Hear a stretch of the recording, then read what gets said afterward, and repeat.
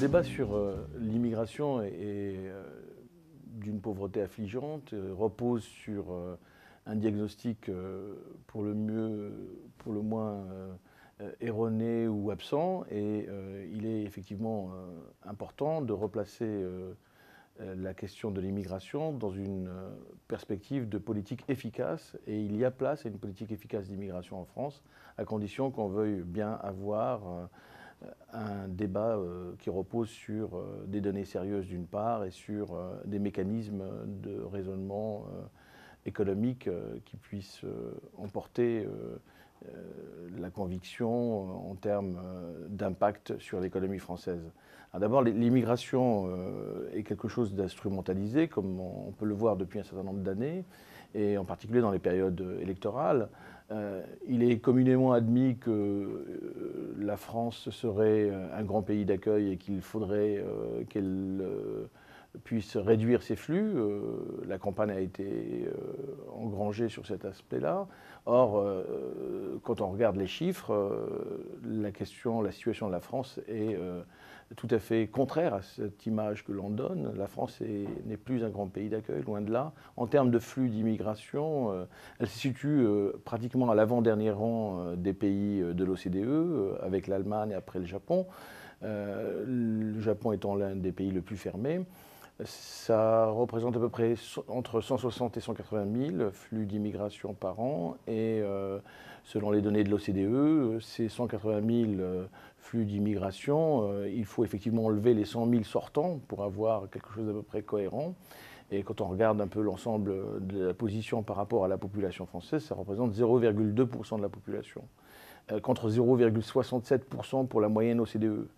Alors donc on est loin des grands pays d'accueil qui, eux, reçoivent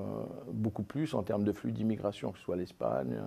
l'Italie, le Luxembourg. La situation de l'Allemagne est un peu différente, assez proche de la situation française, en raison d'abord du fait qu'elle a absorbé 3 millions d'immigrés qui sont arrivés des pays, des house leaders, des pays d'Europe centrale et orientale en particulier. Elle a aussi ouvert un grand débat au niveau des Länder sur la politique d'immigration. Donc il ne s'agit pas, encore une fois, d'ouvrir les frontières tous azimuts, mais il s'agit de comprendre quelle est la réalité de l'immigration et non pas de partir sur des faux débats. Donc on a à peu près 20 000 migrants de travail, on a à peu près 84 000 migrations familiales, et les migrations de travail représentent que 10 à 11% de l'ensemble des flux d'immigration. Et en réalité, c'est parce qu'on a des flux extrêmement restreints, restrictifs, que l'on ne peut pas avoir une politique efficace d'immigration comme dans les autres pays, puisque, au fond, nos flux, en effet, étant très bas, dépendent des 84 000 flux d'immigration familiale qui sont régis par des conventions internationales et sur lesquelles, à moins de faire une révolution, on ne peut pas revenir, évidemment, dessus. Et encore, on a une vision assez restrictive de ces flux. Donc au total, sur ces 20 000, quand on regarde les besoins de l'économie française en matière d'emploi, on ne peut pas dire que ce soit une stratégie efficace, car là encore, le fait de restreindre ces flux et de ne pas avoir un débat sur la nécessité de ces flux, bien que ce débat ait pu avoir lieu au début de l'ancienne mandature, enfin celle-ci en 2007, d'ailleurs par le président de la République actuelle, le fait que l'on ne puisse pas avoir un vrai débat sur la nécessité ou pas d'avoir une politique d'immigration efficace,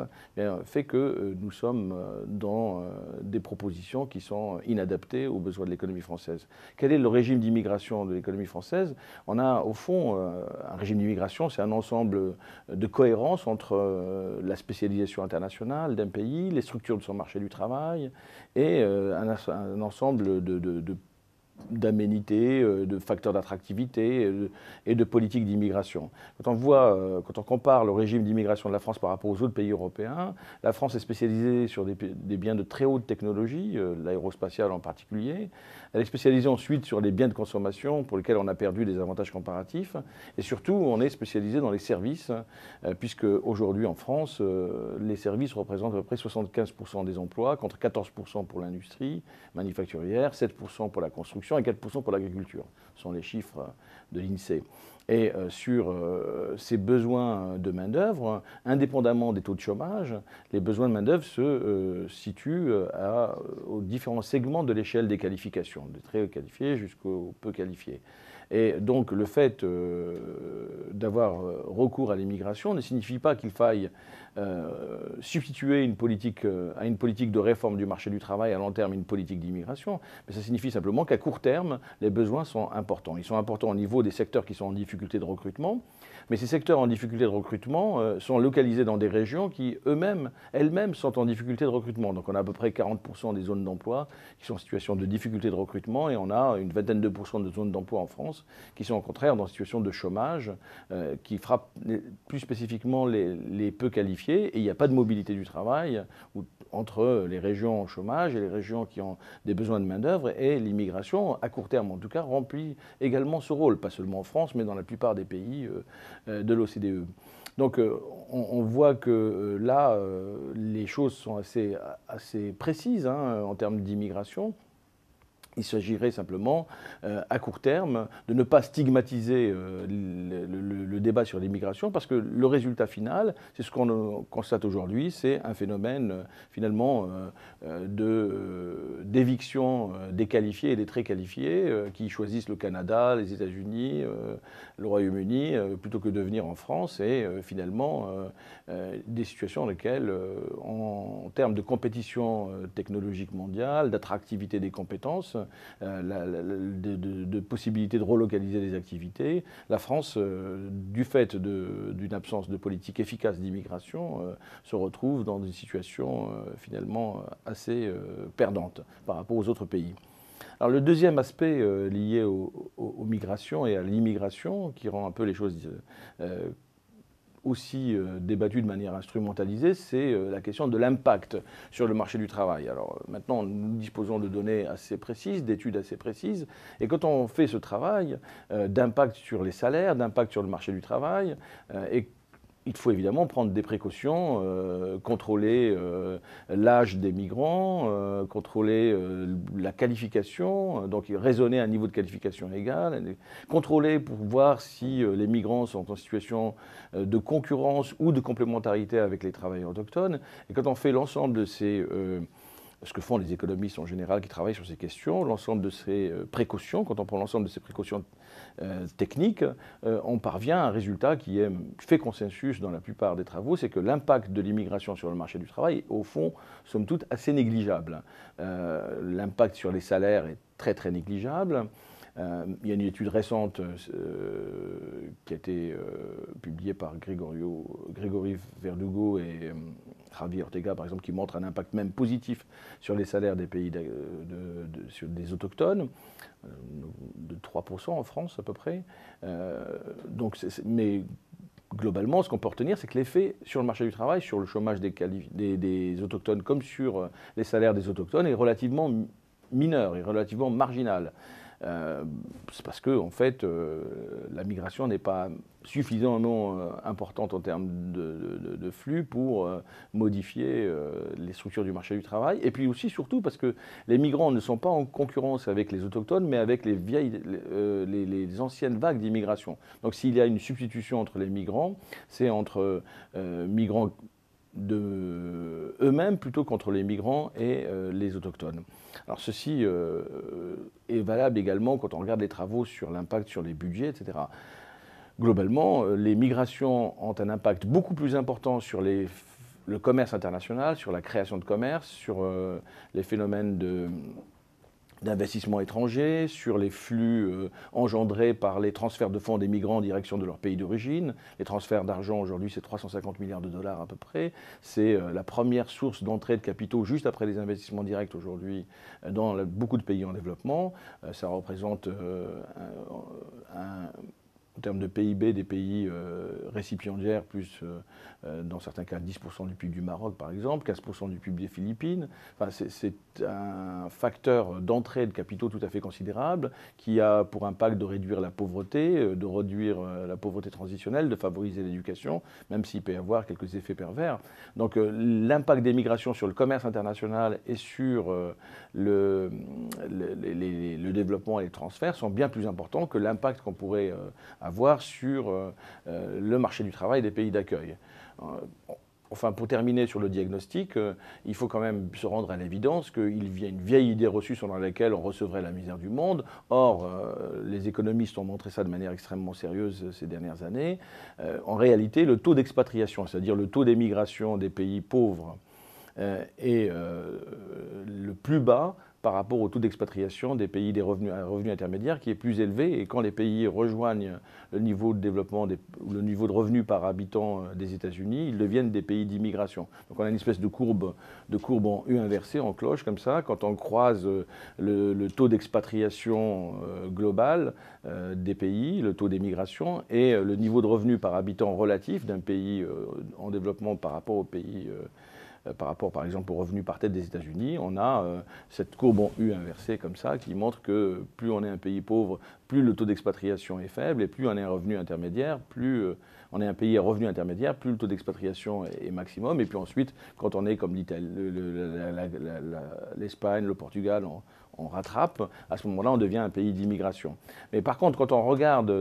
quand on décompose ce taux d'expatriation global en taux d'expatriation de qualifiés, on a exactement la situation inverse. C'est-à-dire que plus on est un pays pauvre, plus le taux d'expatriation des qualifiés, c'est-à-dire la fuite des cerveaux, est importante, alors que pour les pays à revenus intermédiaires hauts, par exemple, comme l'Inde ou la Chine, le taux d'expatriation des qualifiés, qui est la part du nombre de qualifiés à l'extérieur sur la population qualifiée du pays d'origine, est tout à fait raisonnable, à 4, 5, 6%.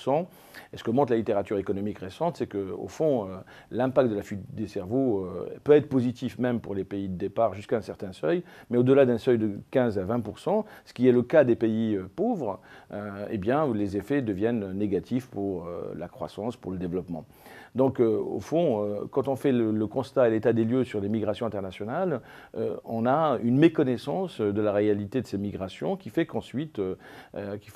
le débat public et les propositions qui sont faites sont relativement pauvres d'une part et surtout inadaptées. Alors, quelles sont les propositions qu'on peut faire pour améliorer les choses et pour faire en sorte qu'on puisse avoir une politique efficace et équitable d'immigration, efficace avant tout en tant qu'économiste, eh bien d'abord il faut appliquer les droits, il faut aussi réfléchir à un statut de résident permanent par exemple, comme aux États-Unis ou comme dans d'autres pays européens, parce que ce que l'on sait c'est que les immigrés sont beaucoup plus efficaces en termes d'investissement, de productivité, lorsque leur horizon est un horizon long. Or, quand on les met dans des situations de précarité, de multiplication des statuts, etc., évidemment, ils ont plus de difficultés à s'insérer, à investir dans l'économie d'accueil. Et donc là, leur donner le temps de l'investissement dans l'éducation comme dans les affaires en général et de la productivité est un élément qui passe d'abord par l'application des droits, le droit de vote des immigrés aux élections locales en faisant partie, bien entendu, mais pas seulement. Deuxième aspect important des politiques qu'on peut proposer en termes d'immigration, c'est la question de la portabilité des droits, c'est de la mobilité. Pourquoi? L'ensemble des travaux économiques, que ce soit aux États-Unis, en Europe, montrent que lorsque justement le statut des migrants est un statut non précaire, en termes qu'ils ont un horizon important, et qu'ils sont en mesure de porter leurs droits, ils sont plus mobiles entre leur pays d'accueil et le pays d'origine, et donc ils investissent davantage dans le pays d'accueil, ils investissent dans le pays d'origine, et ils sont du coup plus efficaces. Et là aussi, on a du gagnant-gagnant, gagnant pour le pays d'accueil et gagnant pour le pays d'origine. Donc la mobilité au niveau mondial, dans les organisations sur lesquelles on réfléchit en termes de politique d'immigration, cette question de la mobilité, de favoriser la mobilité par un statut non précaire, la double nationalité par exemple, est quelque chose qui favorise très fortement les investissements vers les pays d'origine et qui a en effet à terme un impact sur le développement, sur même la réduction de l'incitation à émigrer d'une certaine manière. Donc voilà, portabilité des droits et mobilité des migrants. Troisième aspect, désinstrumentaliser les migrations de travail. Ça, c'est tout à fait important. Au Royaume-Uni, ils ont mis en place un comité indépendant composé d'experts qui publie chaque année un rapport et qui permet justement de donner les vrais chiffres, les vrais enjeux sur l'immigration et qui permet de désinstrumentaliser la politique d'immigration de travail à court terme et à moyen terme. Et donc on pourrait, aux États-Unis est en cours de discussion aussi un comité de ce type. On pourrait penser à l'existence d'une haute autorité composée d'experts, de partenaires sociaux, indépendantes, qui pourrait à la fois jouer ce rôle de production de données indiscutables chaque année, qui pourrait ensuite être discutée au Parlement, bien entendu, et qui pourrait aussi constituer une espèce d'haute autorité permettant d'être saisie par les migrants en cas de non-respect de leurs droits, parce qu'actuellement, la situation de pouvoir discrétionnaire, en particulier en matière de statut concernant les migrants, est une situation qui les place dans des positions de difficulté et d'aversion ensuite pour le risque dont on a parlé tout à l'heure. Alors, dernier élément possible d'une politique d'immigration efficace et équitable, eh bien, ce serait finalement de créer un véritable partenariat euro-méditerranéen dans lequel, en effet, on remette en cause la manière dont la solidarité avec ces pays est conditionnée par des politiques de réadmission des immigrés, politiques de réadmission, accords de réadmission qui sont absolument inefficaces et qui finalement contraignent la politique d'aide alors qu'il faut absolument déconnecter l'aide et la question de la conditionnalité en matière de réadmission, c'est-à-dire ne pas associer la politique de solidarité à la question de l'immigration, mais plutôt à des critères de type conditionnalité, s'il y a, démocratique seulement. Et remettre en cause le partenariat tel qu'il est construit aujourd'hui sur la base d'un pacte qui était l'ancien pacte qui a implosé avec les révolutions arabes en particulier, permettrait de créer un espace de circulation des compétences, de mobilité dont on parlait tout à l'heure, qui aurait des effets plus intéressants et plus efficaces à la fois sur les pays d'accueil et sur les pays de départ. Enfin, s'agissant des pertes que subissent les pays pauvres en matière de fuite des cerveaux, on pourrait imaginer une politique qui soit relativement adaptée à cette question, sachant que la fuite des cerveaux n'affecte pas de la même manière les pays à revenus intermédiaires et les pays pauvres. Pour les pays pauvres qui en subissent réellement le préjudice, on pourrait imaginer une taxe sur la fuite des cerveaux qui serait acquittée par les pays d'accueil et qui compenserait au prorata des pertes subies par les pays de départ, pas forcément en termes financiers, mais en termes de coopération dans la création d'écoles, l'éducation, etc. Et qui aurait là aussi pour intérêt de favoriser le développement et le rattrapage.